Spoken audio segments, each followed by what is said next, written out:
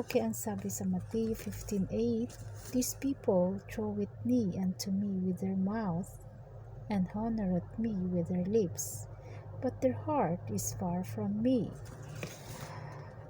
Ang bayang ito'y ginagalang ako ng kanilang mga labi, datapwat ang kanilang puso ay malayo sa akin." Yan ang sabi ng Panginoon sa 15:8 ng Mateo.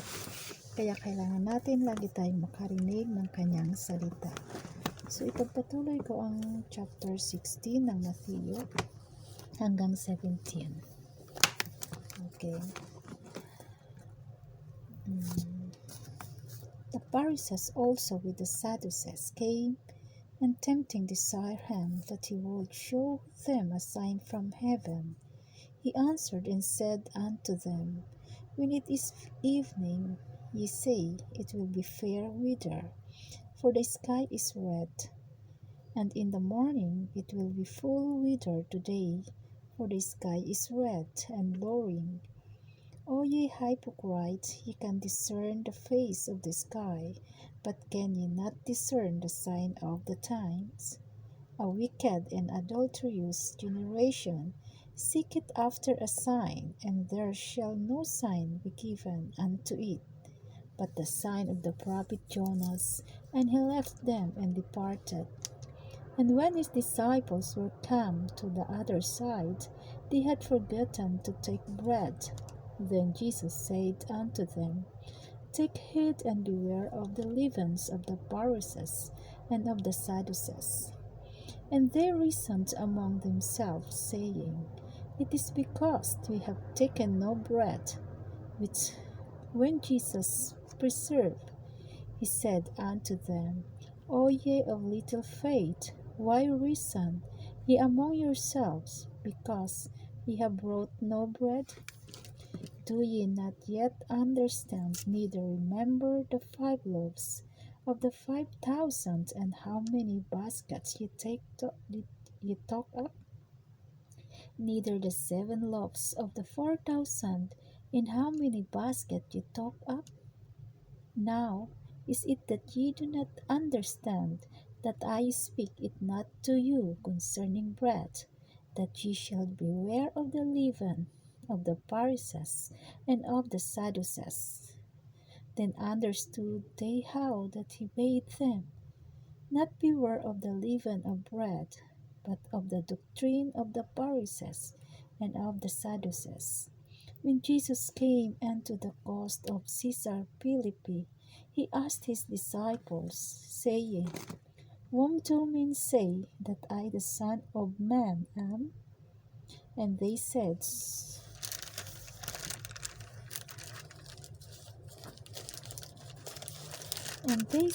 some say that thou art John the Baptist, some Elias, and other Jeremias, or one of the prophets. He said unto them, But whom say ye that I am? And Simon Peter answered and said, Thou art the Christ, the Son of the living God. And Jesus answered and said unto him, Blessed art thou, Simon Bar-Jonah, for flesh and blood hath not revealed it unto thee, but my Father which is in heaven. And I say also unto thee, that thou art Peter, and upon this rock I will build my church, and the gates of hell shall not prevail against it. And I will give unto the keys of the kingdom of heaven. And whatsoever thou shalt bind on earth shall be bound in heaven, and whatsoever thou shalt loose on earth shall be loosed in heaven. Then charged he his disciples that they should tell no man that he was Jesus the Christ. From the time forth began Jesus to show unto his disciples, now that he must go unto Jerusalem, and to suffer many things of the elders and chief priests and scribes, and be killed, and be raised again the 3rd day. Then Peter took him and began to rebuke him, saying, Be it far from thee, Lord, this shall not be unto thee. But he returned and said unto Peter, Get thee behind me, Satan, thou art an offence unto me, for thou savourest not the things that be of God, but those that be of men. Then said Jesus unto his disciples, If any man will come after me, let him deny himself, and take up his cross, and follow me. For whosoever will save his life shall lose it, and whosoever will lose his life for my sake shall find it. For what is a man profited, if he shall gain the whole world, and lose his own soul? Or what shall a man give in exchange for his soul? For the Son of Man shall come in the glory of his Father with his angels, and then he shall reward every man according to his works. Verily I say unto you, there be some standing here, which shall not taste of death, till they see the Son of Man coming in his kingdom.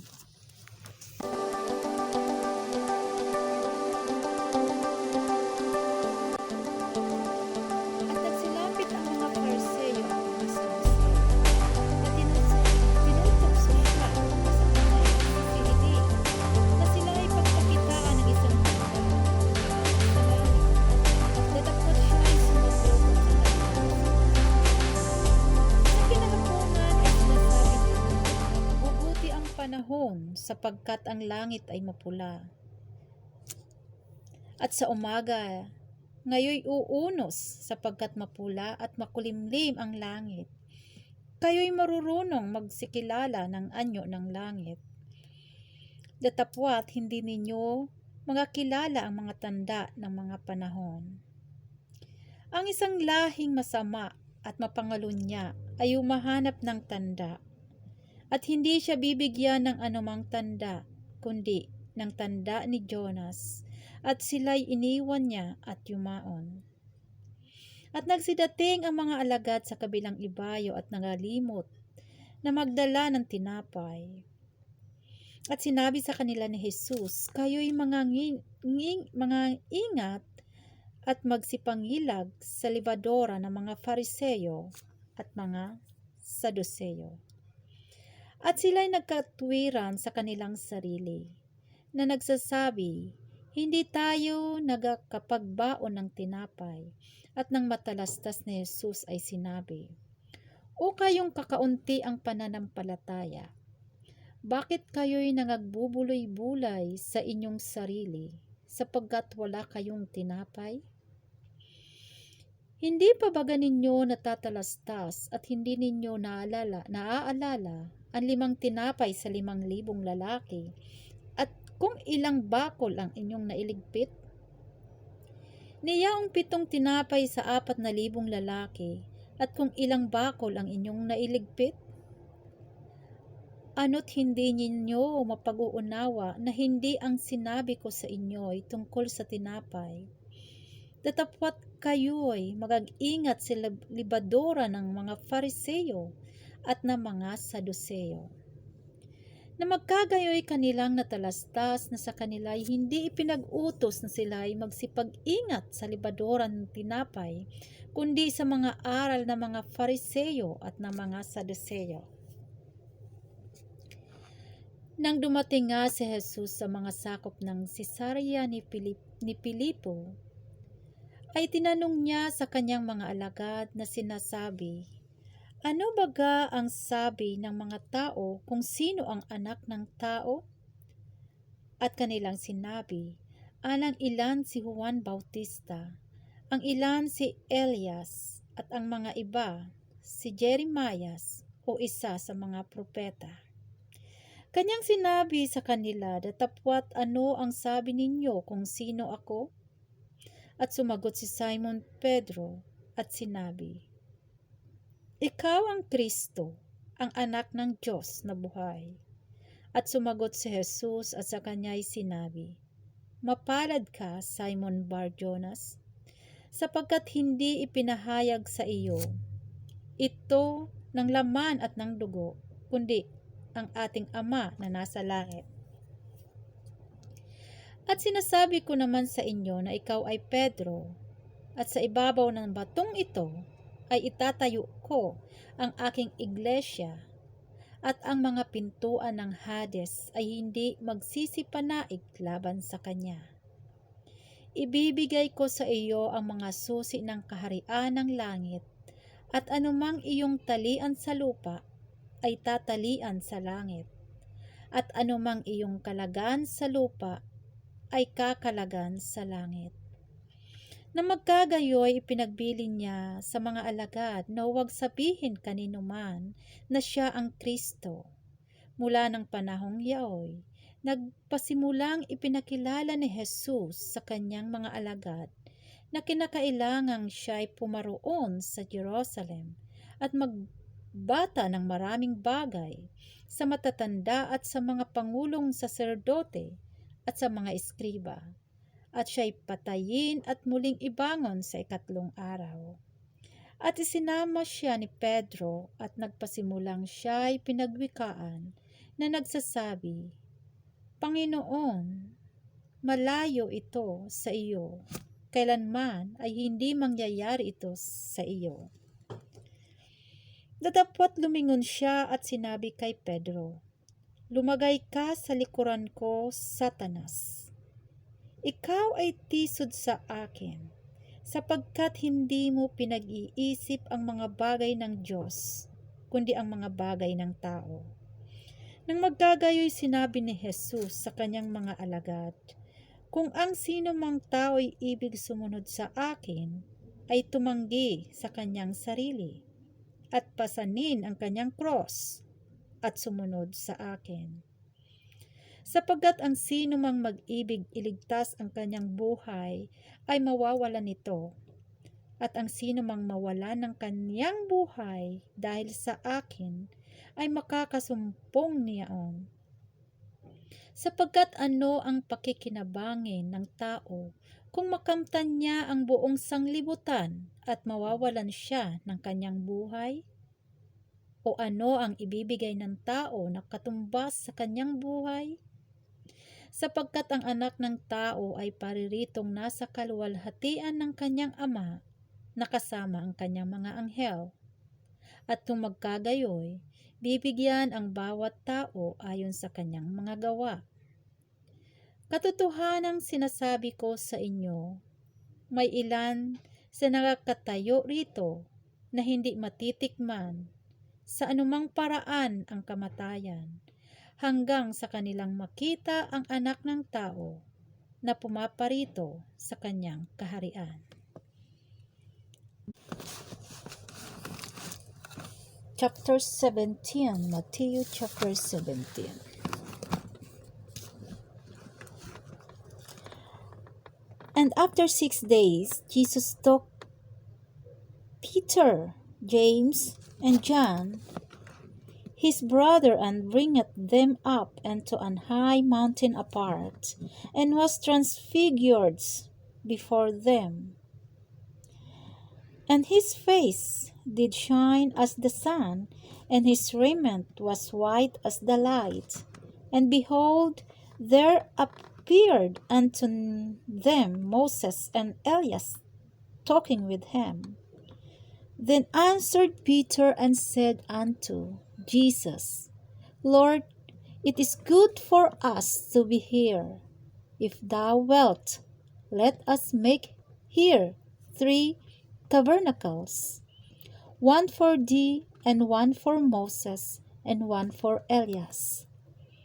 While he yet spake, behold, a bright cloud overshadowed them.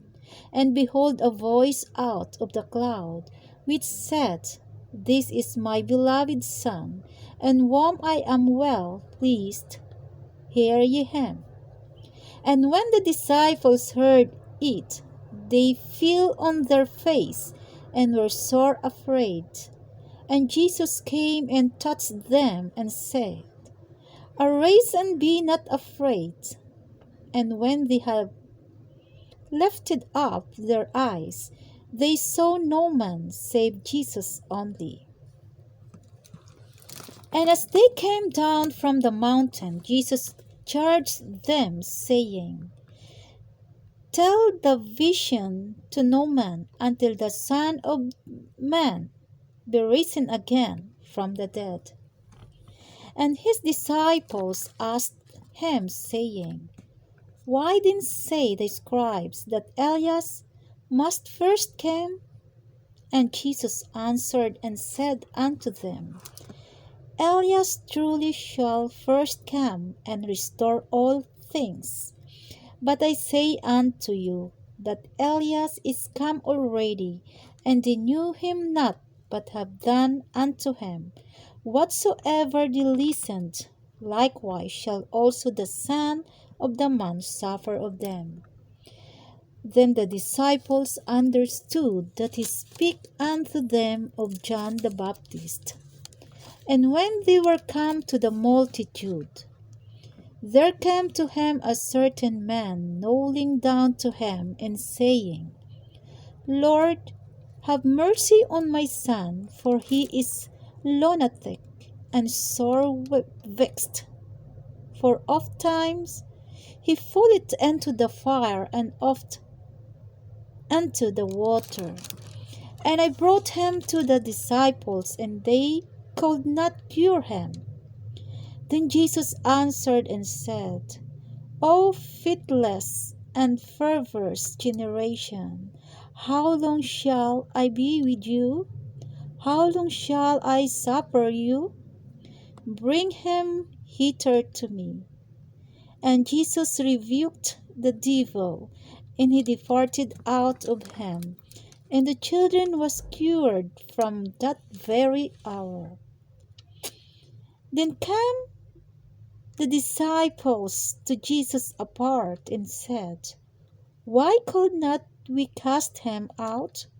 And Jesus said unto them, "Because of your unbelief. For verily I say unto you, if ye have faith as a grain of mustard seed, ye shall say unto this mountain, Remove hence to yonder place, and it shall remove, and nothing shall be impossible unto you. Howbeit this kind goeth not out but by prayer and fasting." And while they abode in Galilee, Jesus said unto them, "The Son of Man shall be betrayed into the hands of men, and they shall kill him. And the third day he shall be raised again. And they were exceeding sorry. And when they were come to Capernaum, they that received tribute money came to Peter and said, "Doth not your master pay tribute?" He said, "Yes." And when he was come unto the house, Jesus prevented him, saying, "What thinkest thou, Simon, of whom the kings of the earth take custom of tribute, or their own children, or of strangers?" Peter said unto him, "Of strangers." Jesus said unto him, "Then are the children free. Notwithstanding, lest we should offend them, go thou to the sea, and cast an hook, and take up the fish that first cometh up.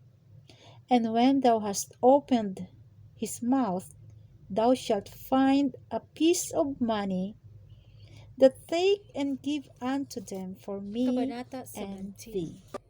Ang pagkaraan ng 6 na araw ay sinama ni Jesus si Pedro at si Santiago at si Juan na kapatid niya, at sila'y dinalang bukod sa isang mataas na bundok. At nagbagong anyo siya sa harap nila, at nagliwanag ang kanyang mukha na katulad ng araw, at pumuting tulad sa ilaw ang kanyang mga damit. At narito, napakita sa kanila ni Moises at si Elias na nakikipag-usap sa kanya.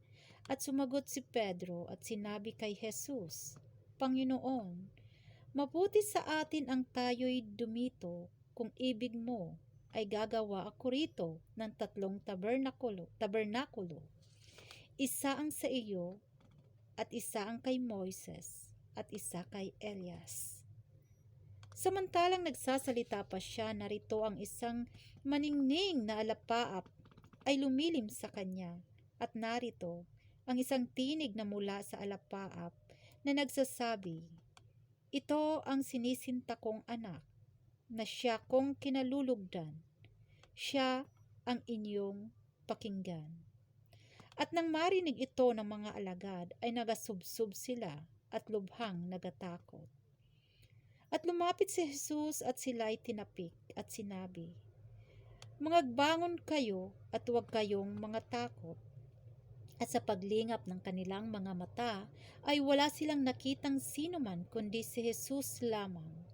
At habang sila'y nagsisibaba mula sa bundok, ay iniutos sa kanila ni Jesus na nagsasabi, "Huwag ninyong sabihin kanino mang tao ang pangitain hanggang sa ang anak ng tao ay ibangon sa mga patay." At tinanong siya ng kanyang mga alagad na nagsasabi, "Bakit nga sinasabi ng mga iskriba na kinakailangang pumarito muna si Elias?"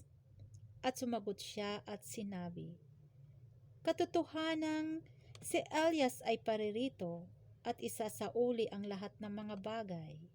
Datapwat, sinasabi ko sa inyo na naparito na si Elias at hindi nila siya'y nakilala, kundi ginawa nila sa kanya ang anumang kanilang inibig. Gayon din naman ang anak ng tao ay magbabata sa kanila."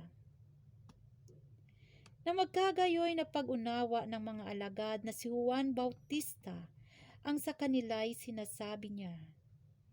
At pagdating nila sa karamihan ay lumapit sa kanya ang isang lalaki na sa kanya'y lumuhod at nagsasabi, "Panginoon, mahabag ka sa akin, sa aking anak na lalaki, sapagkat siya'y himatayin at lubhang naghihirap sapagkat madalas na siya'y nagsusugba sa apoy at madalas sa tubig. At siya'y dinala ko sa iyong mga alagad at hindi nila siya mapagaling." At sumagot si Jesus at sinabi, "O lahing walang pananampalataya at taksil, hanggang kailan titiisin ko kayo? Dalhin ninyo siya rito sa akin." At pinagwikaan siya ni Jesus at ang demonyo ay lumabas sa kanya. At ang bata'y gumaling mula ng oras ding yaon. Nang magkagayoy, nagsilapit na bukod ang mga alagad kay Jesus at nangagsabi, "Bakit pagka hindi namin mapalabas yaon?" At sinabi niya sa kanila, "Dahil sa kakaunti ng inyong pananampalataya, sapagkat katotohanang sinasabi ko sa inyo, kung magkaroon kayo ng pananampalataya na kasing laki ng butil ng binhi ng mustasa, ay masasabi ninyo sa bundok na ito, lumipat ka mula rito hanggang doon, at ito'y lilipat, at sa iyo'y hindi may pangyayari. Datapwat ang ganito'y hindi lumalabas kundi sa pamamagitan ng panalangin at ayuno." At samantalang sila'y nangagkahimpil sa Galilea, ay sinabi sa kanila ni Jesus, "Ang anak ng tao ay ibibigay sa mga kamay ng mga tao. At siya'y papatayin nila at sa ikatlong araw ay siya'y muling ibabangon." At sila'y lubhang maglaw. At pagdating nila sa Capernaum, ay nagagsilapit kay Pedro ang mga maniningil ng kalahating siklo at nangagsabi, "Hindi baga pinagbabayaran ng iyong guro ang kalahating siklo?" Sinabi niya, "Oo." At nang pumasok siya sa bahay, ay pinangunahan siya ni Jesus at nagsasabi, "Anong akala mo, Simon?